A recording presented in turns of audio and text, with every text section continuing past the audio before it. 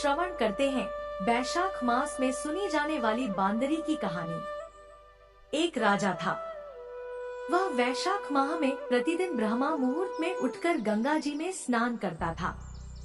राजा का आदेश था कि मुझसे पहले गंगा जी में कोई भी स्नान नहीं करेगा। जब राजा गंगा जी में स्नान करने जाता तो उन्हें प्रतिदिन शांत जल के बजाय हलचल युक्त जल दिखाई देता था। इससे राजा को संदेह होता था कि निश्चय ही मुझसे पहले कोई गंगा जी में स्नान करता है। इसलिए राजा ने नदी के तट पर पहरेदार बिठा दिए। गंगा जी के तट पर एक वृक्ष था जिस पर एक बंदरिया रहती थी। वह प्रतिदिन राजा के स्नान करने से पूर्व स्नान करके वृक्ष पर चढ़कर बैठ जाती थी। इस प्रकार पूरा वैशाख माह व्यतीत हो गया, किंतु अंतिम दिन राजा के सिपाही ने उसे देख लिया और बंदरिया को पकड़कर राजा के पास ले गए। उन्होंने कहा कि यह बंदरिया आपसे पूर्व प्रतिदिन गंगा जी में स्नान करती है। राजा की प्रतिज्ञा थी कि यदि कोई भी स्त्री मुझसे पूर्व स्नान करती होगी तो मैं उससे विवाह कर लूंगा। इसलिए राजा को बंदरी से विवाह करना पड़ा। वैशाख स्नान के पुण्य से बंदरी के गर्भ ठहर गया। 9 मास पूर्ण होने पर बंदरी ने राजा से पूछा कि शिशु जन्म के समय मुझे क्या करना चाहिए। तब राजा ने महल में एक घंटी लगवा दी और बंदरी से कहा कि जब तुम्हें दर्द हो तो उसे बजा देना, मैं संपूर्ण प्रबंध कर दूंगा। राजा की अन्य रानियां भी थी जिनकी कोई संतान नहीं थी। बंदरी को गर्भ है, यह समाचार जानकर अन्य रानियां मन ही मन बंदरी से ईर्ष्या करने लगी और भावी संतान का नाश करने हेतु विभिन्न योजनाएं बनाने लगी। घंटी लगी देखकर एक रानी ने बंदरी से इसका कारण पूछा। बंदरी ने संपूर्ण वृतांत बता दिया। रानी ने उसे बहकाया कि एक बार घंटी बजाकर तो देख ले कि राजा आते हैं या नहीं। बंदरी ने घंटी बजाई तो राजा दौड़े दौड़े महल में आए और घंटी बजाने का कारण पूछा। बंदरी ने उत्तर दिया कि मैंने तो रानियों के कहने पर घंटी बजाई थी। तब रानियों ने राजा से कहा कि यह तो पशु है और न जाने कितनी बार घंटी बजाएगी। इस प्रकार कहकर उन्होंने घंटी को हटवा दिया।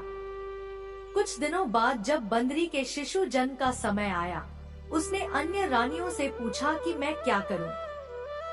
तब रानी ने कहा कि तुम आंखों पर पट्टी बांधकर सो जाओ। बंदरी के वैशाख माह के स्नान के पुण्य प्रताप से एक सुंदर पुत्र हुआ। शिशु के जन्म होते ही उसके रोने से पूर्व ही रानियों ने उसे एक टोकरी में रखकर दासी को दे दिया और आदेश दिया कि इसे नदी में बहा कर आओ। उस शिशु के स्थान पर एक पत्थर रख दिया और राजा को कहलवा दिया कि बंदरी ने एक पत्थर को जन्म दिया। राजा ने सुना तो उन्होंने संतोष कर लिया कि जब दूसरी रानियों के संतान नहीं है तो यह तो बंदरी है, इसके क्या संतान होगी। उधर दासी ने उस सुंदर शिशु को नदी में न बहाकर कुम्हार के खंडहर में रख दिया। दूसरे दिन कुम्हार और कुम्हारिन खंडहर में आए तो वहां एक सुंदर शिशु को रोते हुए देखा। कुम्हार और कुम्हारिन भी निसंतान थे। उन्होंने उस शिशु को अपने लिए भेजी गई भगवान की भेंट माना और बड़े प्रेम से शिशु का पालन पोषण करने लगे। कुछ बड़ा होने पर बालक को यह ज्ञात हुआ कि वह रानी बंदरी का पुत्र है, जिसे रानियों ने मरवाना चाहा था। एक दिन वह कुम्हार के बनाए हुए मिट्टी के हाथी और घोड़े लेकर पनघट पर गया। दासियों को देखकर कहने लगा कि आओ रे मेरे मिट्टी के हाथी और घोड़े पानी पियो। जब दासियों ने यह बात सुनी तो वे हंसने लगी और बोली, अरे मूर्ख, कभी मिट्टी के हाथी घोड़े भी पानी पीते हैं क्या? इस पर बालक ने कहा कि कभी बंदरी के भी पत्थर जन्म लेता है क्या? उस बालक की यह बात दासियों ने जाकर महल में कही। तब रानियों ने दूसरे दिन विष मिलाकर लड्डू भेज दिए। ईश्वर की कृपा से लड्डू गोंद और बादाम के हो गए और उन लड्डू को खाने से उस लड़के की मृत्यु नहीं हुई। यह समाचार दासी ने रानी को बताया और रानी ने राजा से कहकर कुम्हार को देश से निकालवा दिया। कुम्हार वन में रहने लगा। तत्पश्चात अगले वर्ष चैत्र माह में माता गणगौर के पूजन का दिन आया तो बंदरी का पुत्र 108 करवे और 108 गोली लेकर तथा घड़े में पानी भरकर बगीचे के बाहर बैठ गया।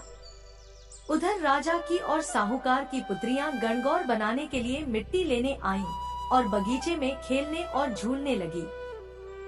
कुछ समय बाद उन्हें प्यास लगी, तब उन्होंने बंदरी के पुत्र से जल पिलाने के लिए कहा।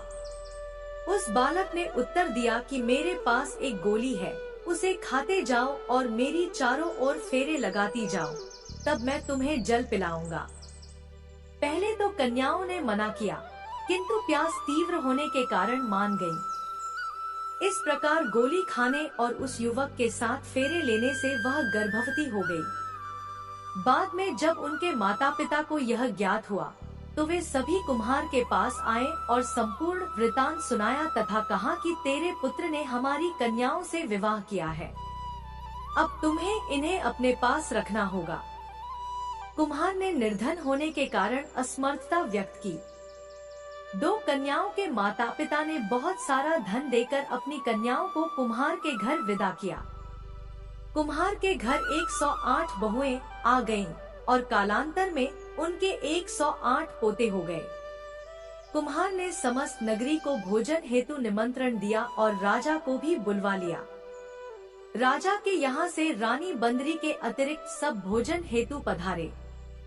तब राजकुमार राजा की आज्ञा लेकर बंदरी को लेने रथ पालकी लेकर गया और उसे लाकर सभा में सबसे ऊंचे स्वर्ण आसन पर बिठाया। राजकुमार ने अपनी सभी पत्नियों को समझा दिया था कि बंदरी मुझे जन्म देने वाली माता है। एक एक बहू रानी बंदरी के चरण स्पर्श करती गई और एक एक सोने का सिक्का और पोते को गोद में देती गई। जब राजा और अन्य रानियों ने यह सब देखा तो कुम्हार के पुत्र से इसका कारण पूछा। रानियों को संदेह होने लगा कि यह अवश्य ही बंदरी का पुत्र है। इसलिए रानी और रुठकर राजा को कहने लगी कि कुम्हार के पुत्र ने हमारा अपमान किया है और बंदरी का सम्मान किया है, अतः हम लौट कर जा रही हैं। इधर राजा को पुत्र के जन्म का संपूर्ण रहस्य ज्ञात हो गया था, इसलिए उन्होंने रानियों को देश से निकाल दिया और अपनी सभी पुत्रवधू एवं पोतों को लेकर महल में आए। राजकुमार का राजतिलक हुआ। कुम्हार और कुम्हारिन को राजकुमार ने महल में रहने के लिए निवेदन किया, किंतु वे नहीं माने। तब राजा ने उन्हें ढेर सारा धन दिया। वैशाख स्नान का इतना महत्व है तो सबको वैशाख स्नान करना चाहिए। बंदरी ने वैशाख स्नान किया तो उसे राजा का राज्य, पुत्र, बहुएं आदि प्राप्त हुए। ईश्वर जैसे बंदरी को पुण्य मिला, इस प्रकार हमें भी पुण्य देना चाहिए। जय श्री कृष्णा। अगर वीडियो पसंद आई तो हमारे चैनल को सब्सक्राइब करें। धन्यवाद।